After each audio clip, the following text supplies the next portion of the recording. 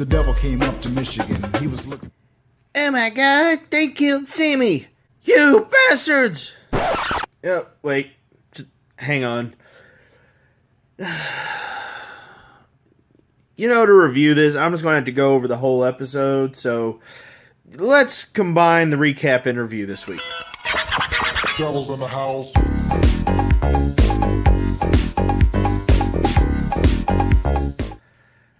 Alright, I apologize for the delay on this video. I honestly wasn't sure what I wanted to say about this episode. I'll admit, this episode started off strong, and I was really getting pumped. We've got rockin' music playing, the character acting in character and intelligent. They had moments that were pretty funny without going too over the top.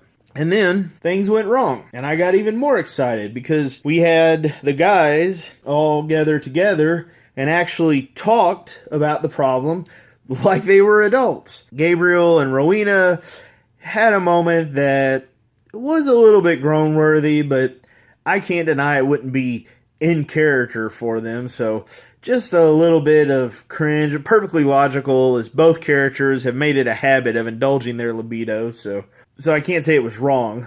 The guys are all talking, and they hash out a reasonable plan. This time, I believe that the three of them really hashed out all the possibilities they could think of, and were really at the end of their rope.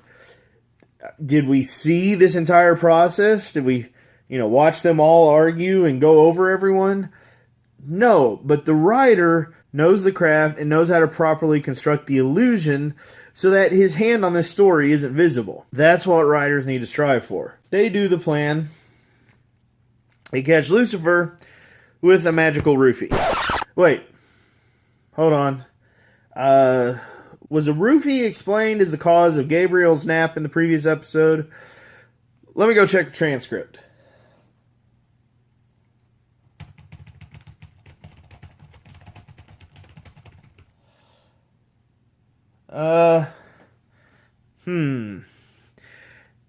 Alright.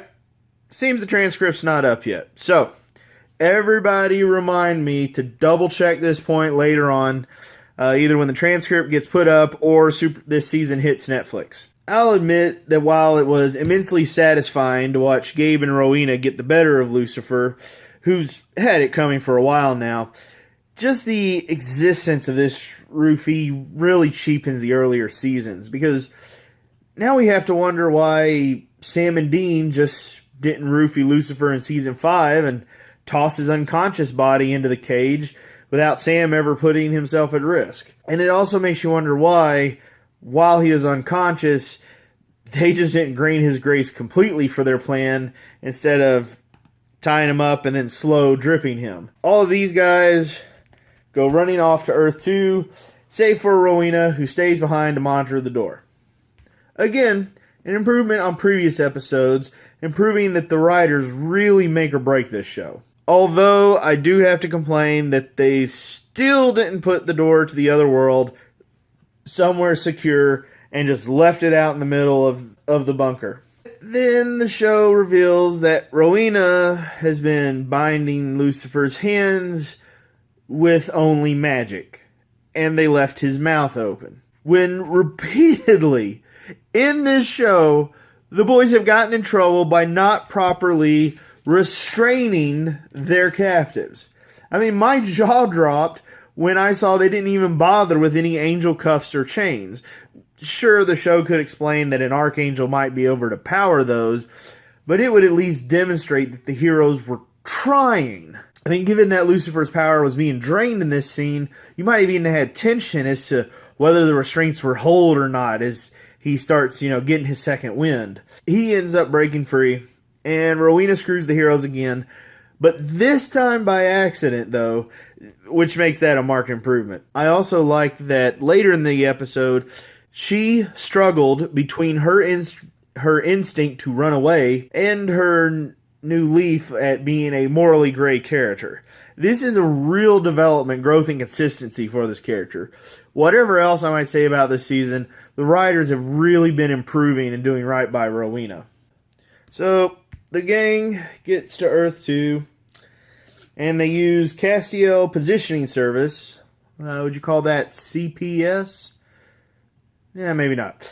To figure out where they need to go. And again, showing just how stupid Dean's earlier rescue attempts were. So they all go traipsing about the woods when we find our random victims of this week getting attacked by something. Looks a little weird.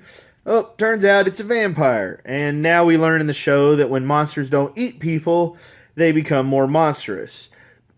A lore addition I generally approve of. Makes sense by the story logic, fitting in with larger canon, and even has some interesting philosophical complications, but we can talk about that another day.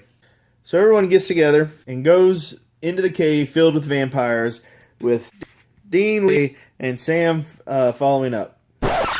Wait, what? Why? Why not, say, put the strong, indestructible angel in front of the line and the other one at the back? I mean, remember that time in episode 619, Mommy Dearest, when Castiel went full glow and, like, nuked a bunch of Jefferson starships while leaving Bobby, Sam, and Dean untouched?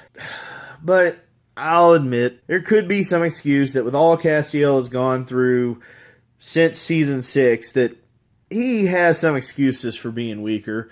They probably need him reduced in power anyway, just to keep the plots viable. Yeah, we could maybe let this slide. Besides, I'll admit that the filming of this scene was just perfect. I mean, it's clear the crew really worked to give that whole sequence a sense of tension and foreboding. Again, I like that the show is attempting tension and making the show feel like it used to. When they went and killed Sam and then dragged out his death, I almost started to feel something there. As always, I appreciate the effort. Everyone else makes it out and gets together with Mary and Jack. Lucifer shows up, reses Sam, and then we close out with everybody now gathered together. I will say this was a good episode. Not a great episode, not a really good episode, just a decent, good episode.